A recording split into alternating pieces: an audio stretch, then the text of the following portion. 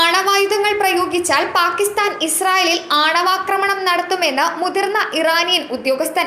എന്നാൽ ഇത് നിഷേധിച്ച് പാകിസ്ഥാൻ പ്രസ്താവന ഇറക്കി. ഇസ്രായേൽ ഇറാനിൽ ആണവ ബോംബ് പ്രയോഗിച്ചാൽ പാകിസ്ഥാനും ഇസ്രായേലിനെ ആണവ ബോംബ് ഉപയോഗിച്ച് ആക്രമിക്കുമെന്നാണ് പാകിസ്ഥാൻ തങ്ങളോട് പറഞ്ഞതായി IRGC കമാൻഡറും ഇറാന്റെ ദേശീയ സുരക്ഷാ കൗൺസിൽ അംഗവുമായ ജനറൽ മൊഹ്സൻ റസായി ഇറാനിയൻ സ്റ്റേറ്റ് ടെലിവിഷനിൽ പറഞ്ഞത്. ഇറാനും ഇസ്രായേലും തമ്മിലുള്ള സംഘർഷം രൂക്ഷമാകുന്ന സാഹചര്യത്തിലായിരുന്നു ഈ പ്രസ്താവന.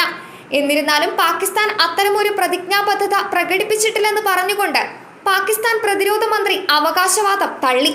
ആണവ പ്രതികാരത്തെക്കുറിച്ചുള്ള ഏതൊരു വാക്കുപോലും പാകിസ്ഥാൻ നിരസിച്ചെങ്കിലും ഇസ്രായേലുമായുള്ള വിശാലമായ ഏറ്റുമുട്ടലിൽ ഇറാന് തുറന്ന പിന്തുണ പ്രഖ്യാപിച്ചിട്ടുണ്ട്. ടെഹ്റാൻ ആക്രമണത്തെ തുടർന്ന് ജൂതരാജ്യമായ ഇസ്രായേലിനെതിരെ മുസ്ലിം ഐക്യത്തിന് ആഹ്വാനം ചെയ്തുകൊണ്ട് പാകിസ്ഥാൻ ഇറാന്റെ പിന്നിൽ നിൽക്കുമെന്ന് പ്രതിജ്ഞയെടുത്തു. മുസ്ലിം രാഷ്ട്രങ്ങൾ ഇസ്രായേലിനെതിരെ ഒന്നിക്കണം, അല്ലെങ്കിൽ ഇറാനും പലസ്തീനും അനുഭവിച്ച അതേ വിധി നേരിടേണ്ടി വരും. ജൂൺ 14 പാകിസ്ഥാൻ പ്രതിരോധ മന്ത്രി ഖ്വാജ ആസിഫ് ദേശീയ അസംബ്ലിയിൽ പറഞ്ഞതിങ്ങനെയായിരുന്നു: ഇറാൻ, യമൻ, പലസ്തീൻ എന്നീ രാജ്യങ്ങളെയാണ് ഇസ്രായേൽ ലക്ഷ്യം വെച്ചിരിക്കുന്നത്.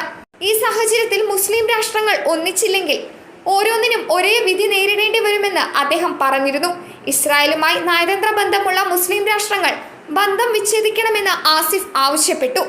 ഇസ്രായേലിനെതിരെ സംയുക്ത തന്ത്രം രൂപീകരിക്കുന്നതിനായി ഓർഗനൈസേഷൻ ഓഫ് ഇസ്ലാമിക് കോഓപ്പറേഷൻ ഒരു യോഗം വിളിക്കണമെന്നും അദ്ദേഹം ആവശ്യപ്പെട്ടു.